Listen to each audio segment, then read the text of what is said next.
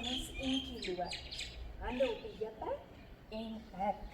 En dan stap jy soos 'n eentjie vir 5 meter. Onthou om te bly hê, moenie die boutjies in die lug optel nie, dat ons die bene lekker sterk kan maak. Kom ons oefen 'n bietjie om die bal te bons. Vandag gaan ons speel die bal is kangaroo. Slaan gou 'n bietjie so met jou hand. Voel jy as jy slaan kry jy 'n slapjie op jou hand? As ons bons mag ons nie so 'n slapjie op jou hand hê nie. Ons wil 'n groot sterretjie hand hê. En ons mag nie vir kangaroo slaan nie. Ons gaan hom net druk. Want kangaroo wil sommer oor die huis se muur spring.